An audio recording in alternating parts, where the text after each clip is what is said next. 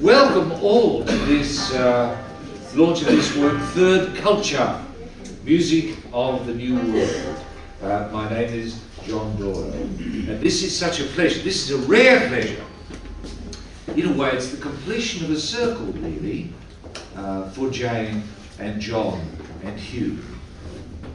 I remember the first time I saw Jane, it must have been around 1988. It was a fundraiser at the Enmore Theatre, from memory.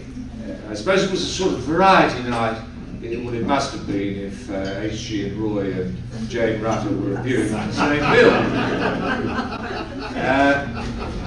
I watched her from the wings and was, like the audience, mesmerised. This diminutive, powerful young woman who played her instrument with her whole body. Jane was a prodigy, and she's been prodigious through an extraordinary and ongoing career. How fitting that she should have been recognised recently by the French government, who awarded her its highest accolade, a Knight of the Order of Arts and Letters, because she trained in Paris and plays in the French style and is loved there and performs there regularly, and most recently filling the Gothic chapel of Sainte-Chapelle, built by Louis IX to house the Crown of Thorns. That's some building. Anyway, so a professional career that began with the innovative and highly successful chamber group Posh sees her reuniting with two of the original members of that August assembly, with John Huey and Hugh Fraser. Jane and John have collaborated in the construction and composition of this album, which has as its heart history, and in completing the circle some 30 years later reflects the changes that have occurred in the world.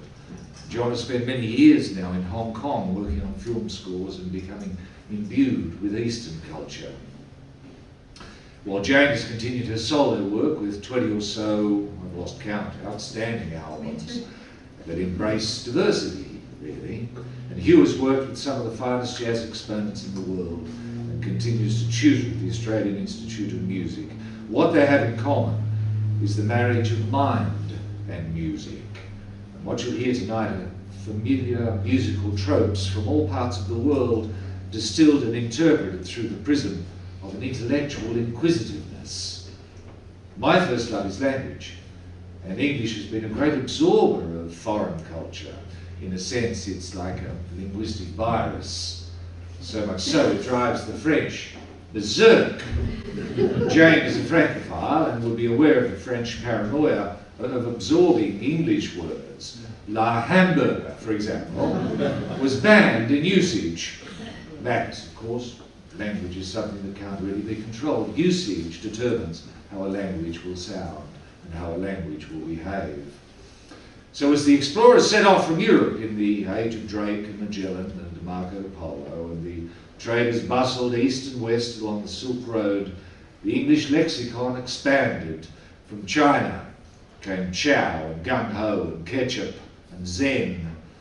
From Japan, tycoon and honcho. From Indonesia, bamboo, batik, sarong, bantam, camphor. From Polynesia, taboo and tattoo. From India, bungalow, lute, bangle, chutney, juggernaut, jungle, punch. From Russia, balaclava, mammoth, pavlova. And on it goes, so much so that the words just become absorbed and become everyday English usage. And the language of music is to a large extent the same. When you hear some of this work, you'll immediately recognise its origin, whether it be from China, India, the Middle East, or surprisingly, Algeria. You'll hear musical phrases, melodies and rhythms that transport you to another place, which is what words and music both can do when in the hands of skilled practitioners. What you hear tonight is excerpts from the album, but unplugged, stripped down to its bare bones, but with little imagination needed to take you on a journey around the world, transported by notes, cadence, melody, rhythm, and above all else, consummate skill.